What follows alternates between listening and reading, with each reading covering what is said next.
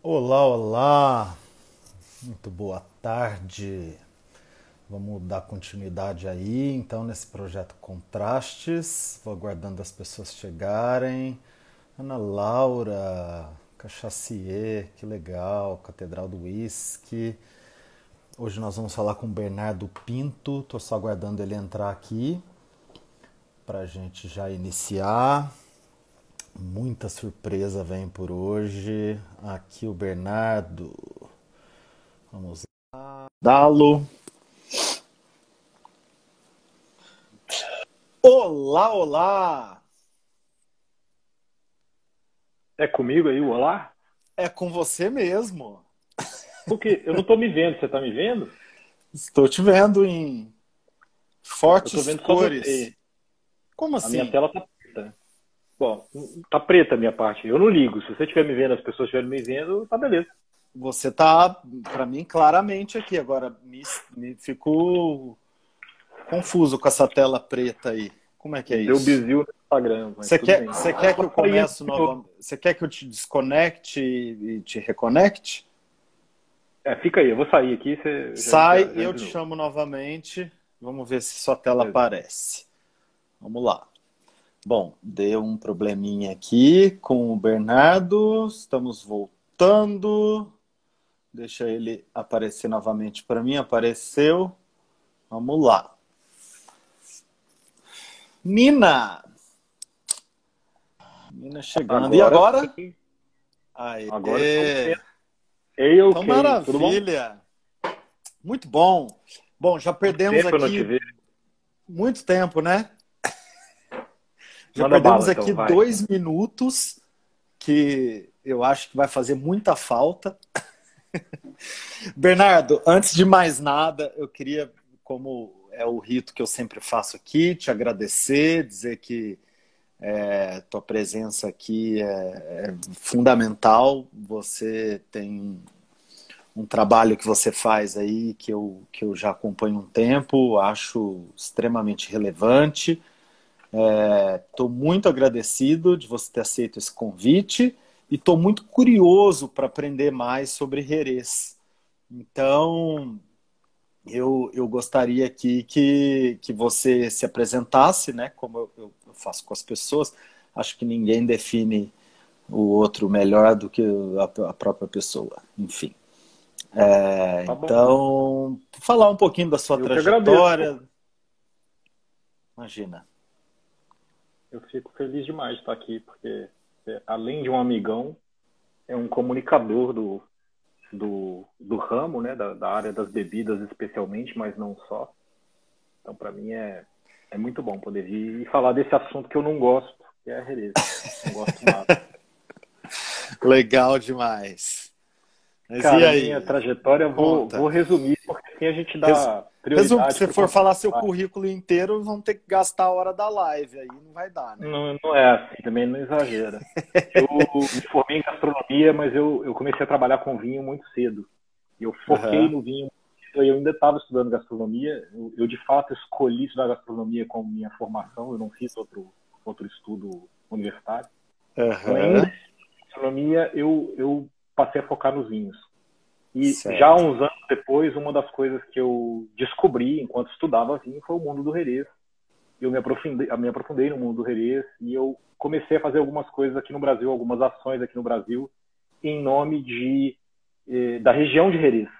Eu sou importador de vinhos, tenho meus Uhum. produtos de Jerez, eu vou contar para vocês hoje sobre alguns deles, Certo. mas já tem agora acho que 6 anos que eu trabalho nas horas vagas, ou especialmente na semana do Jerez, que acontece em novembro, eu trabalho Aham. publicando sobre a região e não necessariamente sobre os meus produtos. Então, ao longo Legal. do ano, foco, é claro, nos meus, mas eu tenho esse prazer todo em falar, inclusive porque eu consegui costurar com o mercado, com vários importadores, uma relação que é rara, porque a gente disputa muito comercialmente, e no caso do Jerez, é tão pequenininho o mercado de Jerez que dá para a gente Aham. colaborar em nome de difundir esses vinhos. Aí eu acho É que hoje, fundamental fazer isso. cara, é um exemplo bonito que a gente tem É, umas poucas marcas de cachaça, né? Tem alguns grupos de sim. que se associam para divulgar, e isso é fundamental. Exatamente. No mundo inteiro. E é raro no Brasil, né? Não é muito comum. É. Muito Eu legal. Vi que você tem umas perguntas boas lá, né? O povo mandou umas perguntas interessantes, assim, bem Tem elaboradas. muita pergunta legal. Tem muita pergunta legal e tem muita gente gabaritada perguntando. Eu não citei as pessoas porque eu quis dar. Primeiro eu quis fazer igual para todos, né? Então, dá liberdade para a pessoa fazer uma pergunta. Às vezes a pessoa fica acanhada e tal. Eu acho importante não dizer quem perguntou, não. Mas tem muita pergunta boa mesmo. Cara, posso te fazer uma pergunta, eu? Lógico. Por que você quis colocar Herês nesse canal seu de comunicação que é de várias coisas, mas é focadíssimo na cachaça? A realidade é que esse projeto Contrastes que eu estou fazendo, selecionei várias pessoas para justamente contrastar, né, esse universo do meu convidado com o meu universo, que é o da cachaça. Então, a gente vai falar de Herês e tudo, mas eu espero conseguir relacionar o Herês com a cachaça, né? Bom, você me mandou duas garrafas. E eu espero um relacionamento íntimo. Íntimo, misturado. Muito íntimo, exatamente.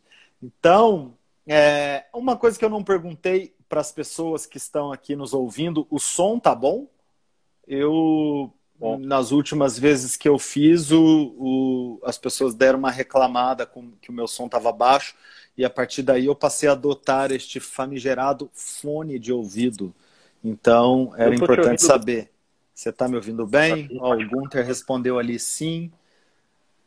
A Brudan Tomara que ele tenha dito sim. Maia respondeu joinha. Então, ótimo. Tá ótimo. Então, vamos lá. Bom, eu respondi já a sua pergunta, né? Que você fez. Já. Respondido, né? Tá. Ô, Bernardo, eu queria começar com o seguinte, uma pergunta bem simples e, ao mesmo tempo, muito complexa. Se fosse possível, você dar uma resposta simples também. O que é Herês? A resposta simples é que Herês é vinho. A mais simples de todas é que é um vinho da região em torno da cidade de Jerez, no sul da Espanha. Certo. O que é o mais bonito desse vinho, pelo motivo pelo qual eu me apaixonei, mas também o mais confuso, é que ele tem uma diversidade muito grande de estilos. Tem muitas coisas que mudam o vinho de Jerez de forma que você tenha, cara, oficialmente são talvez umas poucas dezenas de estilos. Mas na prática, a gente tem umas de 4 a 6, assim, aqui no Brasil é bastante limitado. Aliás, legal. Tem uma pergunta que você postou lá, que é do mercado de Jerez pós-pandemia. Vamos chegar nela, vamos chegar nela. Tá bom, não vou correr não, manda aí. Se antes da pandemia já era difícil, né? Imagina agora como que vai ser. Então, então é isso. É um vinho fortificado, a gente pode dizer assim, né? É um vinho fortificado, certo? O Jerez? É um vinho fortificado, é um vinho que, na maior parte dos casos, recebe adição de álcool, de um destilado de uva. Ele não é obrigatoriamente, ele não era historicamente, ele ficou obrigatoriamente fortificado e hoje, de novo, não é mais obrigatoriamente. Mas a imensa maioria desses vinhos tem adição de álcool. Ah, tá. Tá bom. A Bru... Eu vou resumir, tá, Bru? A Bru tá perguntando se tem na Zahil. Tem, né? Tem, a Zahil é a importadora. Né? Não, tem sim. Tem? Tá disponível? A Zahil tá disponível. É a importadora que o portfólio é que ótimo. Tem algumas coisas que a gente não tem neste momento, mas tem 2 estilos de Jerez diferentes, 2 vinhos diferentes para quem quiser. Tá. O Gunther tá perguntando aí se existe vinho de Jerez não fortificado. Existe. Existe de novo agora, né? Teoricamente, agora é de novo permitido usar o nome, a denominação de origem Jerez, para vinhos não fortificados. E a graduação alcoólica dele dá para ser alta, não sendo fortificado? Tem que ser alta. Tem que ser. Então, vamos lá. O que define um Jerez? Quais são as regras para se produzir um Jerez com o nome de Jerez? A primeira coisa tem que ser feito em Jerez. Na região cidade de Jerez. Ou região? São cidades principais, mas todas na Andaluzia, todas na beira, bem próximo ao Oceano Atlântico, no sul da Espanha, bem próximo da, inclusive, é a região mais ao sul da Europa. É a primeira região a colher de tão ao sul, de tão quente que é por lá. Então tem que ser dali primeiro, tem que ser feito com as uvas autorizadas para produção. Quais são as uvas autorizadas? Cara, basicamente são 3, mas quase tudo que a gente consome de Jerez é feito com uma só. A uva importante em Jerez chama-se Palomino. Palomino fino é a base de quase tudo. Essa pergunta está aqui para mim. Vamos falar depois já sobre ela, né? As uvas usadas, então, são 3. A Palomino, a Pedro Ximénez e uma outra que eu não sei. E a Moscatel. Moscatel, legal. Quase não se vê no mercado, mas lá em Jerez, na Espanha, na Inglaterra, encontra, tem. Aí me surgiu uma dúvida. O Moscatel clássico, Moscatel de Setúbal, por exemplo, o que difere do Jerez? Basicamente o lugar onde ele é feito, né? Moscatel de Setúbal. Basicamente o lugar. Portugal, e o Moscatel da região de Jerez, a cidade mais importante para a produção de Moscatel é Chipiona. Moscatel de Chipiona é feito em Chipiona.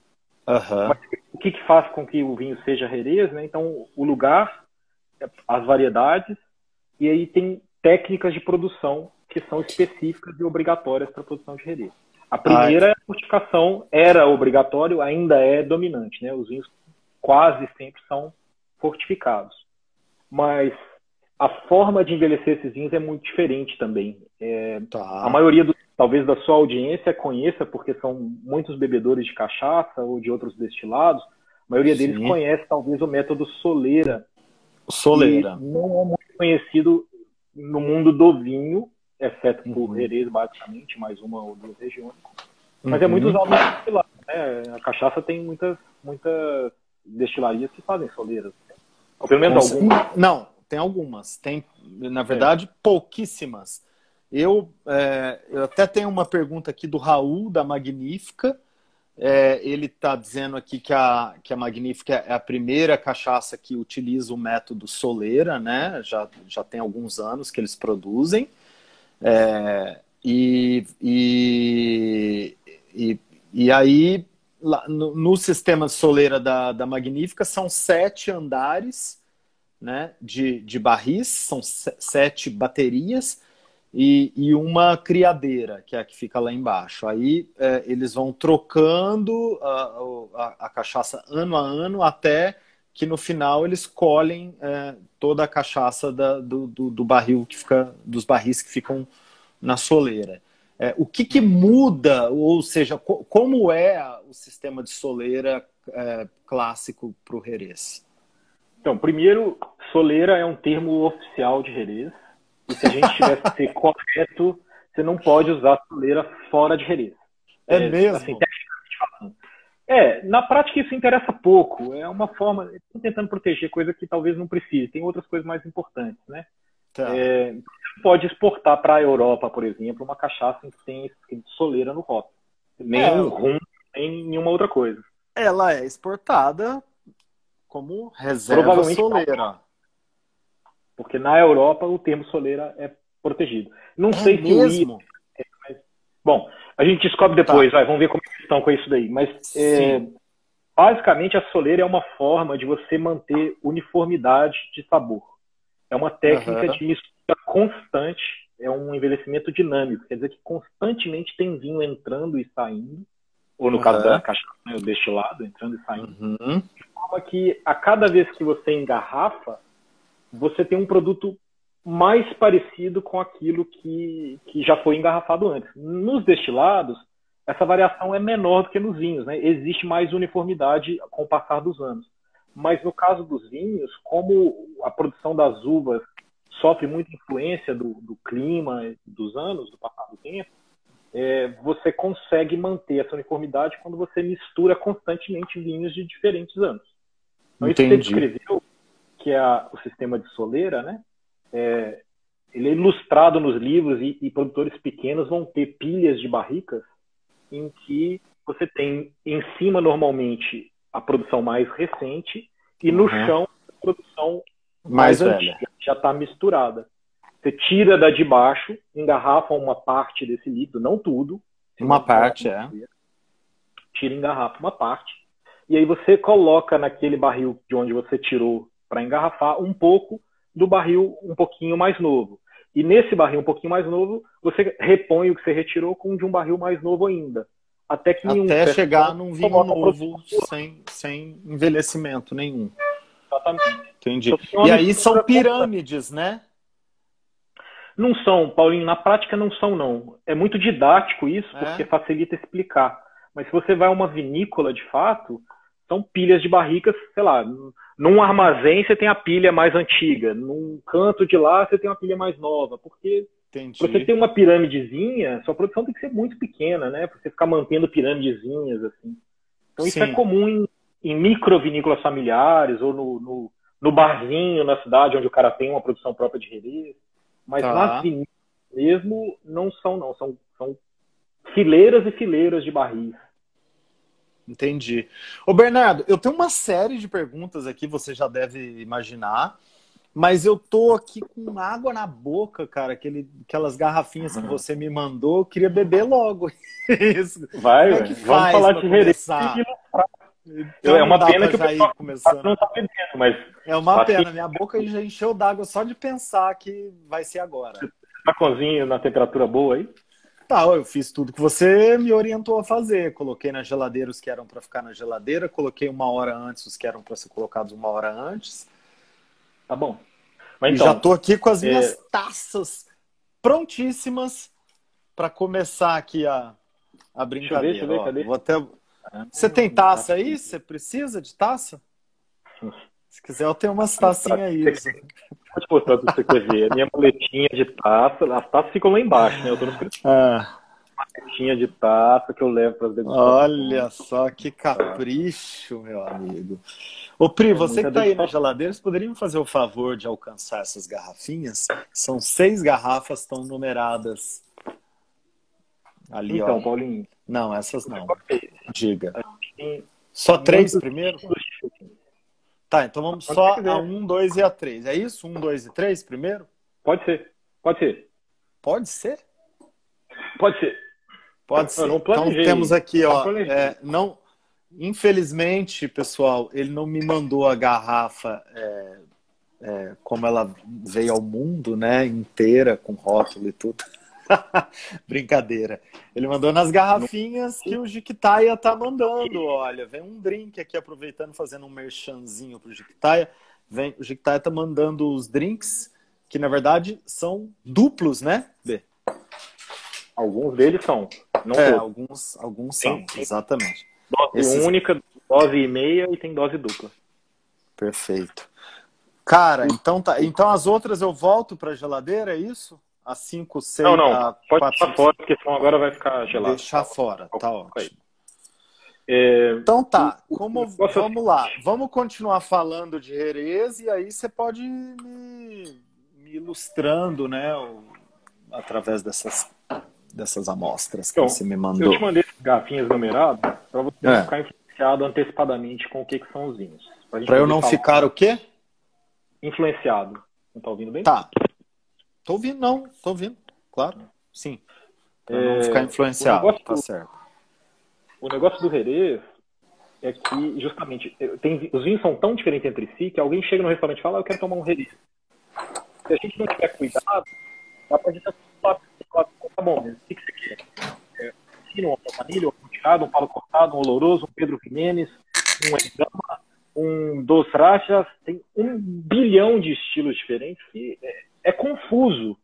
É bonito, porque são muitas coisas diferentes, mas é confuso. Então o que eu quis fazer para você é te mostrar e poder contar para as pessoas como que eles são diferentes. Tá. A gente tem basicamente 3 grupos, tem muitos estilos, mas para ser muito simples, assim, para as pessoas entenderem o que elas podem esperar do Jerez, tem 3 grupos. Certo. E eu te coloquei vinhos dos 3 grupos aí. Ótimo. Então, o primeiro quais grupo são esses grupos? É os vinhos secos, refrescantes. Eles são clarinhos, eles são. Você consegue ver, você levantou uma garrafinha aí. Olha aí, ó. Esses vinhos são bem clarinho, sequíssimos. né? Eu vou baixar Eles têm nada de açúcar. Boa. Eles têm nada de açúcar. Na verdade, eles têm ainda menos açúcar que a maior parte dos vinhos que as pessoas conhecem. Então, esses vinhos aí, vinhos que muitas vezes assustam quando a pessoa prova pela primeira vez. Ele é completamente seco, eles têm a ver com como ele é feito. A gente pode falar depois. Seco? Seco, quer dizer, tem, cara, zero açúcar. O Chardonnay que a gente toma em casa, o Sauvignon Blanc que as pessoas gostam, normalmente tem de 2 a 4 gramas por litro de açúcar, que não é suficiente para fazer eles serem doces, mas dá uma maciez pro vinho, né? Esse vinho que você vai provar, número 1... Posso provar já? Pode, fica à vontade. Ou eu ponho os 3 e faço uma análise, uma análise sensorial prova. dos 3 Daqui a pouco você vai comparar, vai, prova aí. Então você tem um primeiro vinho aí desse conjunto dos vinhos de Jerez refrescantes e completamente... Que delícia. Bem seco mesmo. Que você goste. Adoro. Então, esperava algo diferente. Ali, ó, o cara que entrou ali e falou, opa, esse negócio de Jerez aí eu não conhecia não, vou provar agora. Se sair para comprar esse vinho que você está tomando, pensando que vai tomar um Chardonnay, um Sauvignon Blanc diferente, vai achar esquisito. Não é? Você não acha? Eu acho, claro. Ele não é um paladar muito previsível, né? A gente não está esperando isso. Mas aí tem uma dica para quem está ouvindo. A maioria da sua audiência, talvez, provavelmente toma caipirinha feliz, né? O povo da cachaça gosta de muitas coisas. É o que a gente espera das pessoas. Eu diria que a maior parte dos vinhos brancos que a gente consome são como se fosse cachaça. No mundo do vinho é como se fosse cachaça. Aquele sabor de fruta, aquele toquezinho adocicado só o suficiente para quebrar, deveria ser, para quebrar a agressividade da acidez e do álcool, mas é aquele conjunto. Esse Jerez que você está provando aí, número 1, você já está servindo 2 aí. Eu já estou colocando 2. Tá. Esses vinhos aí são como se fossem martinis. Você toma um Chardonnay, uma caixinha, e você toma um Jerez com um martini. Porque é muito seco, porque é elétrico, porque é cortante, assim, é um negócio vibrante. Legal. E aí 2 vinhos que eu posso mostrar para você. Bernarda, minha mãe chegou ali, eu vou esconder essas bebidas aqui, peraí. Oi, mãe. É sorvete. Chocolate. Tá, a diferença entre esses 2 aqui é... Peraí. É bem Conta pra mim o que sutil. você tá sentindo aí. Enquanto eu sirvo pra mim, eu já mostro pra você o que o Paulo tá tomando. É bem sutil, não é a diferença? Mostra a garrafa. Vinho número 1 que você tem aí. Olha que linda a garrafa. O Zeco é um projeto de 2 apaixonadas por Jerez em Londres que criaram um Kickstarter porque queriam fazer o próprio vinho. E Bernardo, quem importa esse vinho... Desculpa, fala. Não, pode concluir, por favor. Quem importa esse vinho no Brasil é a Portuscali. É o único Jerez que eles trazem, mas é um projeto interessante, assim, iniciativa de indivíduos, eu acho muito bacana. Vocês podem procurar na Portuscali. É um Jerez do tipo fino. Que legal. Fino é uma categoria. Uma categoria. Um estilo? Um estilo. Um estilo.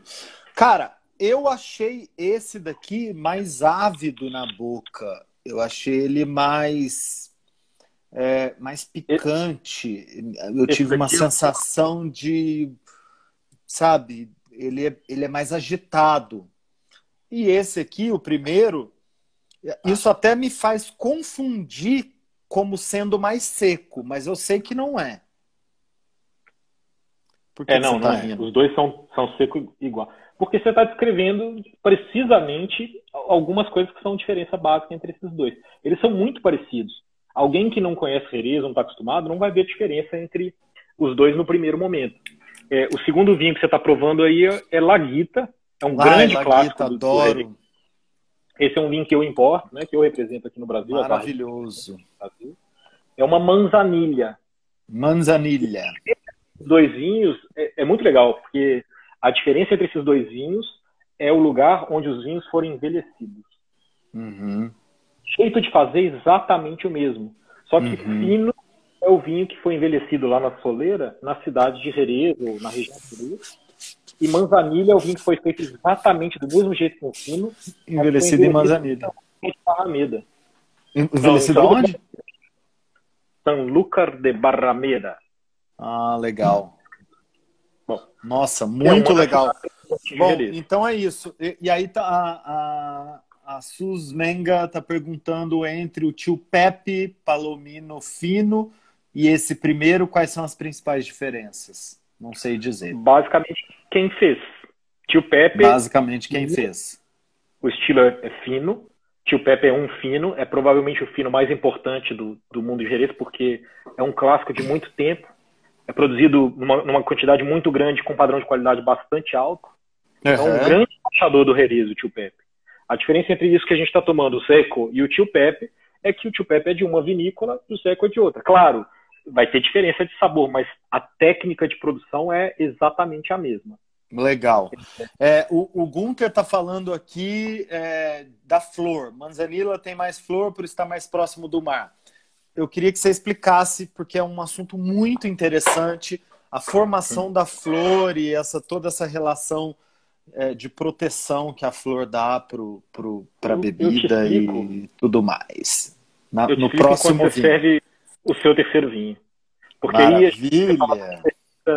Então nós estamos falando da garrafa 3, que vinho é esse? Já eu te digo, peraí, calma. Ah, tá bom. Então beleza. Então vamos lá. Eu quero que você prove. Opa! Então, o terceiro vinho que você está servindo, Paulinho, já dá para ver aí que é bem diferente, né? As pessoas já dá para ver pela cor, né? Ele certamente tem um pouco mais de madeira, né? Deve ter mais envelhecimento. Então, não é. Não? Nossa, ele tem um aroma... É uma beleza tremenda. Me leva para um pêssego.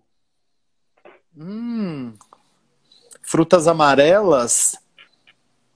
Então, o seu Gunther, que é um apreciador de Jerez, é um cara que gosta de Jerez, que trabalha com Jerez nos coquetéis que ele faz. Nossa! Pessoas, adiantou um ponto fundamental aí, né? Tem uma coisa que existe em Jerez que não existe da mesma forma em lugar nenhum. Aliás, tinha uma pergunta sobre isso também, eu vi no seu story. Existem outros lugares que fazem vinho com a flor que o Gunther perguntou. Sim. Mas em nenhum lugar do mundo se forma regularmente, consistentemente e com a mesma intensidade e espessura essa camada de leveduras que eles chamam de flor. Em cima do vinho fica uma capa de levedura que é chamada na Espanha, em Jerez, especialmente de flor. E os dois primeiros vinhos são vinhos que são envelhecidos com a presença da flor. Então, esses são vinhos que ficam dentro de um barril não completo, sem encher, e que em cima do vinho fica uma capa, essa capa de micro-organismos vivos. São várias famílias diferentes de leveduras, várias subfamílias. São todas Saccharomyces. Uma espécie de... eu sei que é uma palavra horrorosa para falar disso, mas para ilustrar para as pessoas, é uma espécie de bolor, tipo uma nata. Nata. Melhor nata que bolor. Uma nata. É da família do bolor, mas é melhor que fique igual uma nata. É uma nata. Eu só quero descrever para que as pessoas tenham a imagem. A não ser que você consiga colocar uma imagem aí na tela. É possível. Consigo, Se você pedir, eu faço. Meu amigo, tá ótimo. Então, vamos lá. Basicamente, o que acontece é isso. Nossa, esse daqui... Essa é a capa. Ah, olha lá que legal. Então, essa parte clara aí, só descrevendo para as pessoas. Isso aqui é uma levedura. Espécie de espuma, né? É levedura. É levedura, é o que eles chamam de flor, é o que o Gunther está perguntando. A diferença entre o vinho 1 e 2 é que eles são envelhecidos em cidades diferentes. A cidade que produz Laguita, a Manzanilha, São Lucas de Barrameda, é literalmente na frente do mar. E isso faz com que ela tenha um clima, um ambiente completamente diferente da que está um pouquinho mais para dentro. Cara, são poucos quilômetros, são tipo, sei lá, 20 quilômetros, não é muita coisa. Que legal. Em São Lucas, essa colônia de leveduras é diferente da colônia de leveduras de outros lugares ali ao redor. E aí, de fato, essa capa de levedura lá costuma ser mais espessa. é comum que em São Lucas seja ela mais grossa. Ou seja, ela protege mais o vinho da oxidação, não tem a ação do oxigênio, e é por isso que eles são clarinhos, assim, né? Que E ela legal. afeta mais os sabores do vinho. Ela tem uma influência muito grande no perfil de sabor. Em geral, Manzanilha, como você está dizendo, eles são mais nervosos e mais florais, mais perfumados. Enquanto que os Jerezes tendem a ser um pouquinho mais um pouquinho mais gordinhos e com um pouco mais de gosto de, talvez, de levedura e não de flor ou de fruta.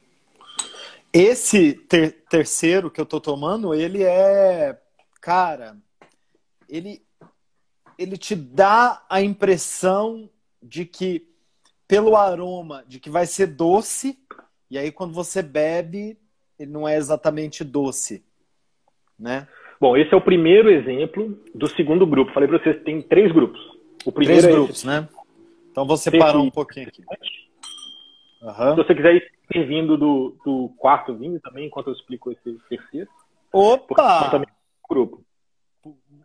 Esse segundo grupo é dos vinhos que tem uma influência, nossa, que beleza, em garrafa pequena, é nos menores frascos que vem os melhores perfumes. Eu tô apostando nisso. Esse segundo grupo é dos vinhos que tem uma influência direta do oxigênio. Este terceiro vinho que você está provando... Guardar um pouquinho para mais tarde. Guarda um pouquinho. Guarda ai, ai. Esse terceiro vinho, quarto ele vinho nunca agora, teve... Não, tudo bem, prova aí. Tá, não, você tá esse falando terceiro do vinho pois não. Nunca teve capa de levedura. Nunca teve flor. Nunca teve? Nunca teve. Então, o que acontece é que com o passar do tempo o oxigênio influencia de outra forma esse vinho. Ele ganha outra cor e ele ganha outros sabores. Com a ação do próprio oxigênio. Ela é proveniente do oxigênio? Ela é proveniente da oxidação do vinho, por causa do oxigênio, exatamente. Nossa, que loucura! Os vinhos laranja também têm aquela cor derivada da oxidação? Também, não só. Tá. Eles têm aqui não é madeira o que deixa ele com essa coloração? Não. Uma característica linda, gente, em Jerez é que as barricas são ultra velhas. Elas são neutralizadas durante muitos anos com vinho que não é Jerez. Uhum. Só começam a usar barricas em Jerez depois de 4 anos de neutralização. No mínimo 2, mas frequentemente 4 ou mais. As barricas são décadas e décadas de vida. Então elas, como barrica, não deveriam contribuir para o vinho em si, mas elas permitem que o oxigênio faça esse trabalho aqui. Eles não deveriam dar aromas, não deveriam transformar o vinho, porque elas são neutralizadas. Então o Beto da Cachaça Sebastiana está perguntando aí se o fermento é realmente quem bloqueia o contato com o oxigênio. O fermento não. Apesar de serem leveduras, e apesar de elas serem da grande família das Saccharomyces, elas são outras subvariedades de leveduras, que não são as que fermentaram. Sim, elas se formaram a partir dessa fermentação.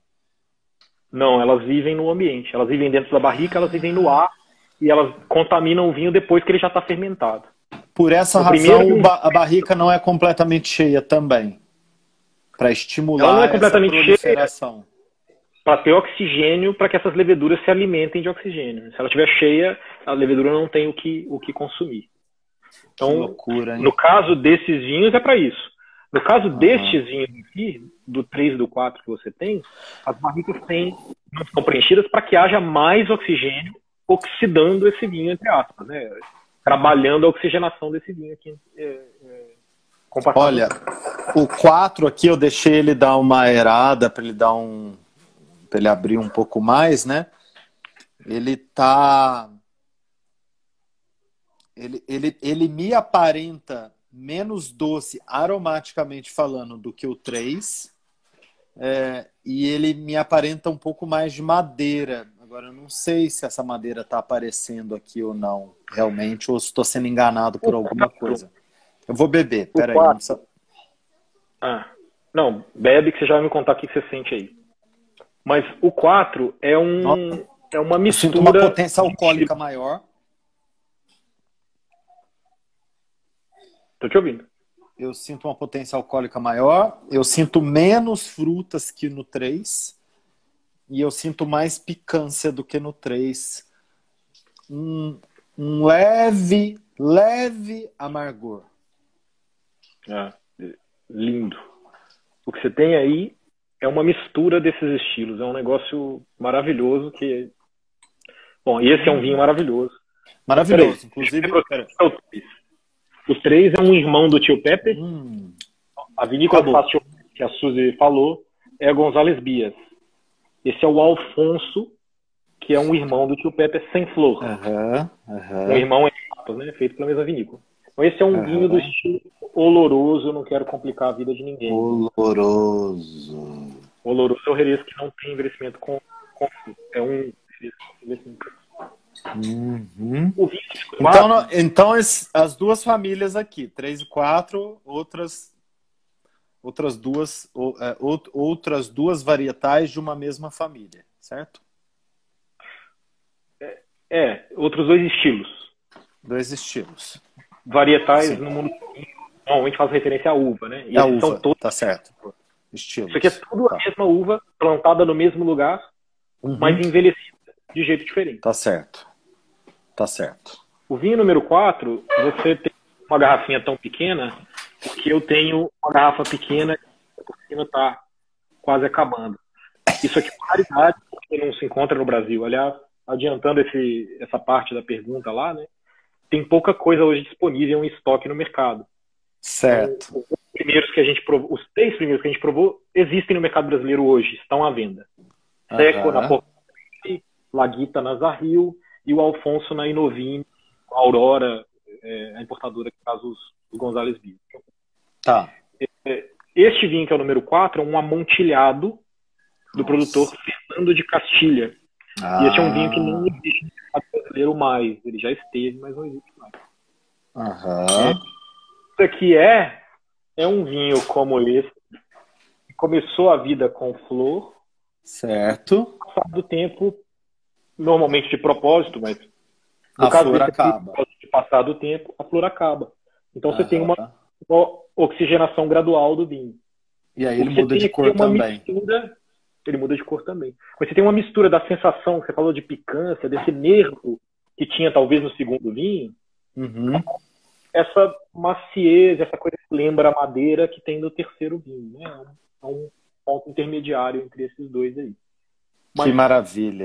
Família, né? São vinhos que têm essa oxidação como um caráter marcante. Muda a cor, muda o perfume, muda a textura do vinho. Tá. Posso colocar os 5? Pode. Tem mais pergunta aí que a gente precisa responder? Tem. Eu vou deixar uma pergunta aqui para você. Cara, fala um pouco aí. Quem que é o profissional do Jerez? Como que ele se difere do profissional do vinho, né? A gente entende que profissional do vinho, as pessoas têm esse estereótipo de que sommelier é o profissional do vinho. Não é, a gente sabe que não é exatamente isso, mas quem é o profissional do Jerez? Não tem, cara.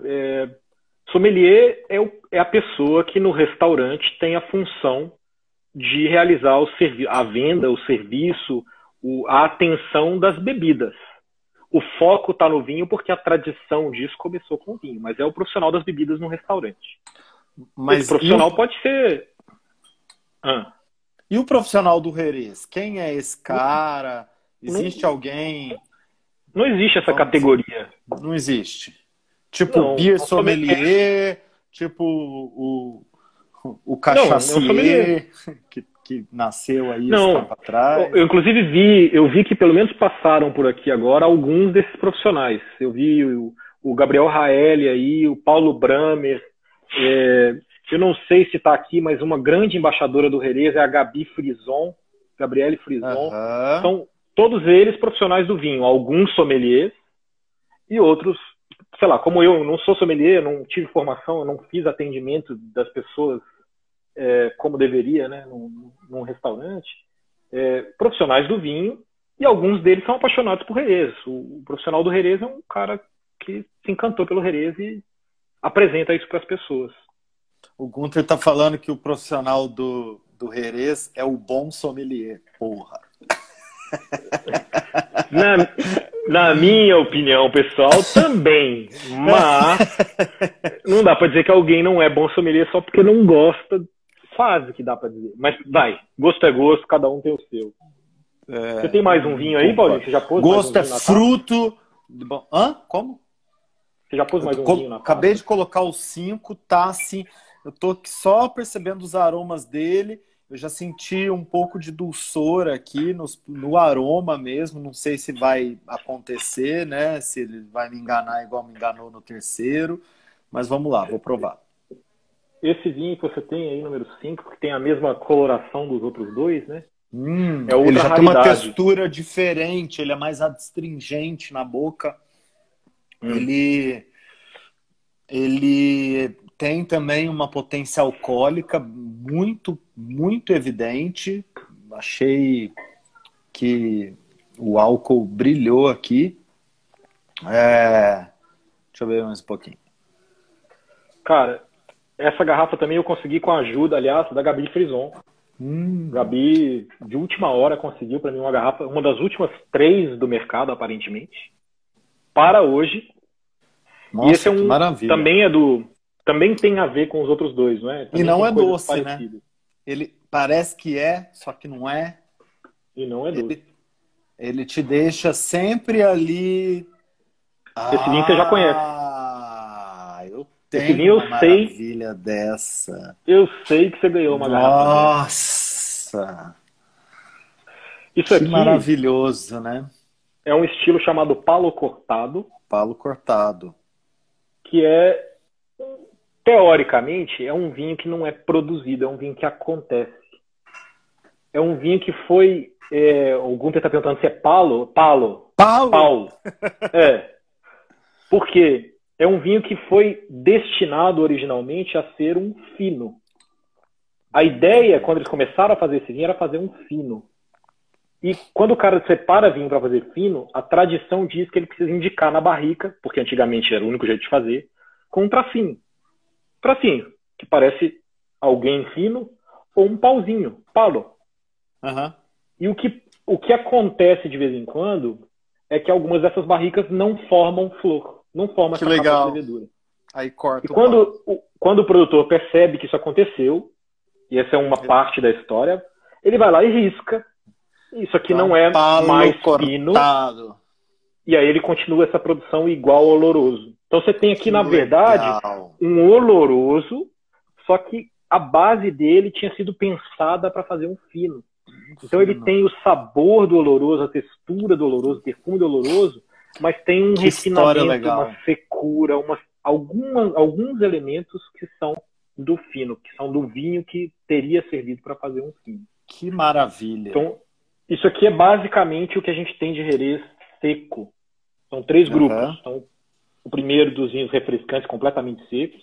O segundo dos vinhos que tiveram esse envelhecimento que muda, dá até uma sensação doce mesmo sem ter açúcar, né? Sim. E o terceiro dos doces, de fato, a gente vai ver já já. Mas eu queria saber o que você tem para mim aí, porque acho que agora tá na hora de provar cachaça, né? Tá. Ou não? E o 6 a gente não vai mexer com ele agora? Melhor não, porque é doce igual nada mais nessa vida é doce. Não tem nada doce igual esse vinho que você tem aí. É doce como mel? É, tipo isso, basicamente. Tô brincando. Não tem nenhuma bebida doce igual essa aí. Eu só quis parafrasear o seu Valença. Vamos fazer o seguinte, então. Eu tenho algumas perguntas aqui ainda sobre Jerez, tá? E eu tenho algumas perguntas sobre cachaça e eu tenho perguntas... Eu vou já fazer o elo, então. Qual que é a sua opinião sobre harmonização entre bebidas? Aí não estamos falando de mistura, estamos falando de harmonização. Tá falando sério? Quer saber? Claro que eu quero. Pode falar. Eu acho que, no geral, é desnecessário. Tipo, o Diego que mandou aí que tem sim. Tocar a essência é mais doce do que o Jerez doce tem. É verdade. Foi mal. Sempre tem exceção para confirmar a regra. Diego Arrebola, outro grande sommelier do mercado. Mas, cara, eu acho desnecessário harmonizar bebida com bebida. Eu acho que... É lógico que dá. Se você está tomando uma cerveja, isso aqui é um álcool forte para ir junto, faz sentido, né? Você escolher um que combine em textura, em sabor com a cerveja. Mas, em geral, se você está tomando, sei lá, se eu estou tomando cerveja, é porque eu não estou afim do álcool mais forte, sabe? Mas isso sou eu. Tá. Então, minha opinião é essa. Agora, eu não preciso. A sua opinião. Agora, eu queria uma opinião de um técnico em bebidas. Você acha que existe formas para se fazer isso? As camadas que um ocupa e o outro ocupa se encontram em algum lugar? E se a resposta for positiva, quem são essas bebidas que se relacionam, né? Quais são os critérios técnicos, vamos dizer assim, para se relacionar duas bebidas? A harmonização, acho que a gente pode ver ela como um todo. Uma técnica que é a de se buscar elementos em uma coisa que se encaixem harmonicamente, né, daí o nome, nos elementos de outra coisa. Normalmente a gente fala isso de vinho e comida, ou de bebida e comida, né? Mas sim, você pode pensar em comida e comida. Quando você cozinha ou monta um prato, você está harmonizando elementos de um ingrediente com o de outro. E você pode fazer isso com bebida. Tudo bem, tecnicamente falando, perfeitamente. E você já me ofereceu isso algumas vezes e eu tive belas experiências. Cerveja, cachaça ou destilado, basicamente. Eu acho que é uma questão de fazer combinar. Quando é líquido com líquido, raramente textura. Embora sim dê para fazer. Eu acho que mais que nada é perfil de sabor. Então, se a gente pegar o perfil de sabor de um amontilhado e de uma cerveja Pilsen refrescante, né, as duas coisas juntas, o próprio sabor não encaixa muito. Talvez uns elementos mais refinados, por exemplo, persistência. Se eu for beber duas coisas que têm persistência diferente ao mesmo tempo, uma provável intensidade, persistência e intensidade, uma provavelmente vai se sobrepor à outra, então não vai ter muita harmonia.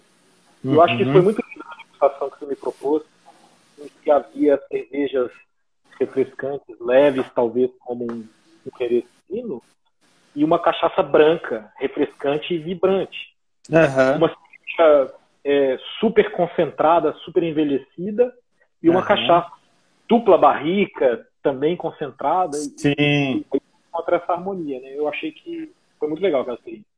É muito legal. Eu sou muito fã de ficar. Por isso que eu pergunto para várias pessoas aqui, né, nessa temporada dessas lives. Eu tenho feito essa mesma pergunta para pessoas diferentes. É muito legal ouvir a opinião de cada um. Estava curioso para ouvir a sua. O Bernardo, então assim, vamos começar então a fazer uma relação entre essas bebidas e algumas cachaças, para a gente tentar chegar numa proposta de mistura, daí sim, né? Uma aplicação na coquetelaria para esses produtos. Nós temos 10 minutos. Eu acho que isso aqui a gente precisaria de mais esses 10 e mais uns 20. Aí, se você eu vou te sugerir uma coisa, Paulinho. Estender... Eu topo, mas eu acho que a gente podia fazer uma coisa.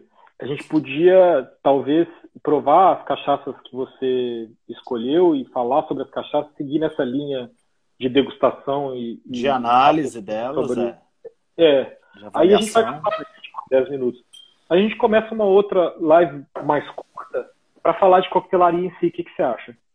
Acho ótimo. Acho ótimo. Eu só não queria perder tudo isso aqui. De nada. Tá. Eu acho assim, bem simples, para a gente não estender muito, tá? Eu vou... O que você tem aí? Você me mandou 2 garrafas. Certo. Quais são? Mostra aí. Você me mandou a Matriarca Prata. Maravilha. Dá para ver a cor dela aí. Totalmente translúcida, né? Uma cachaça que não tem envelhecimento. E a Matriarca 4 madeiras. 4 madeiras brasileiras. Essa daí é uma mistura muito exótica de madeiras. Acho que talvez uma das revelações aí dos últimos anos de produtos que Posso foram servir lançados. Claro, por favor. Você serve daí, eu vou servir daqui também. Deixa eu pegar. Eu tô todo desajeitado aqui com esse fone de ouvido, cara. Você tá sem cachaça ou você tem cachaça? Tenho. Sobrou álcool na sua casa? Porra! Posso passar por 4 pandemias que não vai faltar, não. Aqui em casa não tem bebida. Ah, não. É ruim. Aguenta aí só um minuto. Pera aí. Eu vou fazer diferente. Eu vou na jaqueira e eu vou na prata também, tá? As cachaças eu vou nesses copinhos aqui que eu gosto muito de usar. Tem alguma pergunta que pintou aí, eu perdi, que você acha relevante, importante? Ih, rapaz. Agora, nesse último minuto, eu não vi, não. Essa quatro Teve antes, é um quando espetáculo. O Bernardo já bebeu todos, né? Como é que é? Falaram aí que você já bebeu todos. Não bebi nada. Ó. Não bebeu nada o quê? Ai, gente, eu não faço isso. Tá aí uma coisa que você precisa mudar a minha cabeça. Até hoje você não conseguiu. Eu não preciso, não, ué. Por que eu preciso? Você que precisa, se você achar que deve. É verdade, não precisa. Vamos deixar como está. Ué. Né? Cara, então... Vamos lá. Conta você tá pra com mim. qual aí? Com a branquinha? Eu tenho as duas, ó. Então vai. Agora eu vou devolver pra você. Por favor. Vai primeiro na branca. E aí? É uma loucura, né? Porque eu tava aqui, cheirando os herezes e agora você cheira a cachaça. É muito impacto, né, de álcool. É muito. Fala você aí, depois eu quero falar um pouquinho sobre a avaliação sensorial de cachaças. Isso pra mim, de fato, lembra a cana, né? Tem cheiro de cana. Total. De fruta cana, assim, né? Da cana de açúcar. Fruta, cana de açúcar, é. E tem uma sensação de levedura aqui que eu não esperava. Tem aí? Ó, a Gabi Frison chegou aí, ó. Gabi, muito obrigado, viu? Pela acolhida que você deu aqui com esses produtos maravilhosos. E aí, Bernardo? Aí era pra provar? Eu provei. Era. Provar e engolir. Peraí.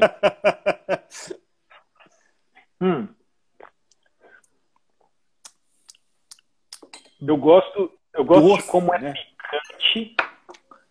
Eu gosto de como é picante, sem ser nada agressivo. Tem essa combinação de maciez e picância, assim, né? Tem um ardorzinho agradável, que não é de álcool elevado só, né? Aham. E desse sabor, de novo, na boca também tem a cana, mas não sinto a levedura. Talvez no final, agora começa a ver de levedura que no nariz pra mim tinha um pouquinho. Eu não sei se isso é elogio no mundo da cachaça, mas pra mim é muito prazeroso encontrar. Não, é um elogio, com certeza.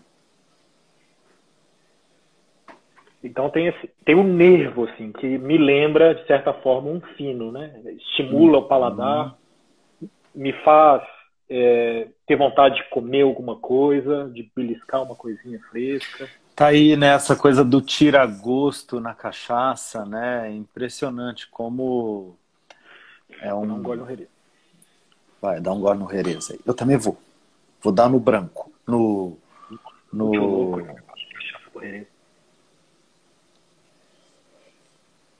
Uhum. Você não achou que sobe ainda mais o sabor de levedura no vinho depois de provar? Sobe. Aham. Que loucura isso. Por quê? Final do paladar, assim, talvez porque tem aqui na cachaça a mesma sensação, reforça. Talvez porque o impacto da cachaça deixa a gente com a boca mais sensível, então quando você volta pro herês, você tá com tudo aguçado, assim, eu não sei.